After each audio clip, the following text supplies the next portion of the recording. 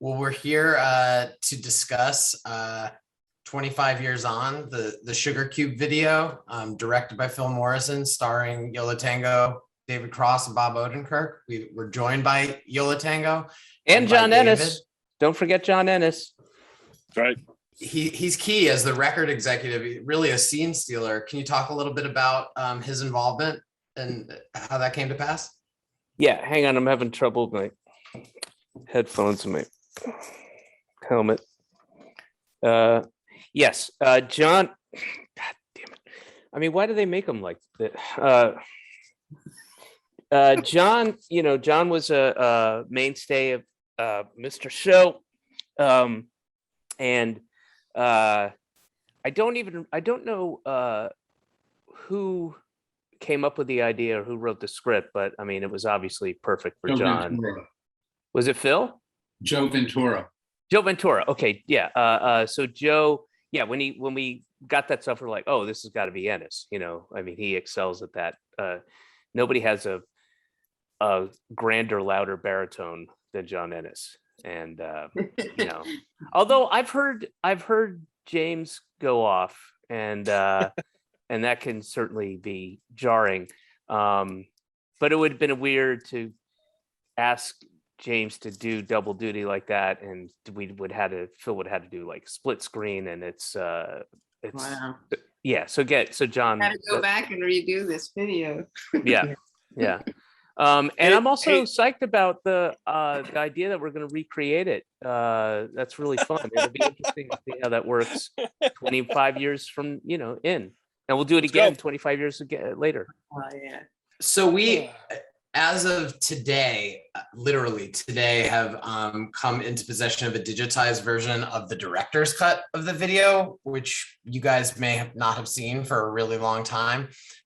It features some cutting room floor action. We thought perhaps it would make sense to mute and watch it.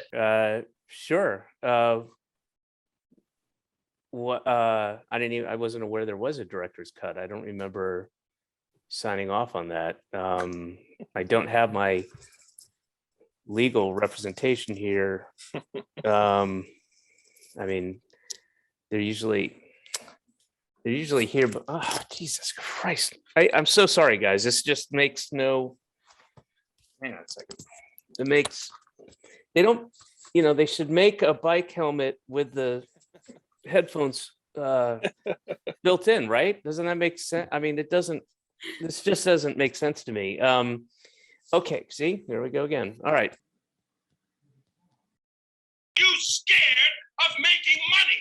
Because with a video like that, you don't have to worry about it. I really don't. Do you want my wife and kids to go hungry? What did my family ever do to Yo La Tengo to make you hate them so much? Nothing. You're damn right, nothing! Now we're gonna have to start from scratch. Young band, you are going to rock school. Gentlemen, you've just made your first #1 video. Congratulations! That was fascinating. What was the background to you guys working together on the video in terms of your personal relationship and the creative stuff behind this? We're old friends with Phil, and Phil had directed 3 videos of ours prior to this one. So we knew we wanted to work with him again. And we had met Bob and David probably pretty close to this time, and were audacious enough to see if they would be a part of it. Yeah, it was, I can barely remember what I had for lunch last week. So 25 years ago, it was tuna fish. Thank you. No, George and I had met Bob on a trip to Los Angeles. We were there on vacation, and Bob was doing stand-up at a Borders in Santa Monica, which was just glamorous enough that we were able to approach him. And In the children's section, we all sat on little baby chairs. It was really fun. And went up to him afterwards, and he knew our band. And then I think, because it was right around when I think the second season of Mr. Show was starting, and so you guys were in New York to do press, Mm. pretty soon after, and we happened to be playing then. So I think it was like the Tramps. Yep. You guys went to a show with Tramps. Oh, and we went to that, right? Yeah. Yeah, we saw you guys. I mean, that was probably the first of dozens and dozens of times. But yeah, I remember that show. Yeah, we were opening for Big Star. Magic times. Magic times. Yes. James, you were pretty new to the band, right? I know you haven't officially been asked to be a member, but that's coming any day now. But I assume It's all coming up on 30 years. What are y'all going to do for anniversary party? We're gonna play a show in Chicago. That's the 30th anniversary. That's right. It's the Gig in Chicago anniversary. We're gonna do that whole set from whatever our Wow. first show was, Wow. which actually was 91 probably, I think, when James. Oh yeah, that's right. Hey. Wait a minute. So you guys shot the video, I think, at Santa Monica College. Did they just shut down the whole campus for you, or how did that play out? Oh, helicopters, security. Yeah, it was crazy. They domed it. They actually built a dome for us to get the sound right. You can't tell from the shoot, but it cost over $1 million. This is pre-Hype Williams and all that stuff. So it was a big deal. It was Yeah, I done mean, over the weekend. Maybe it wasn't even in I session. think it was pretty in empty. in the summer maybe. I don't remember, but I would think that if we would have been shooting while school was going on, it would have been a lot more hectic and chaotic.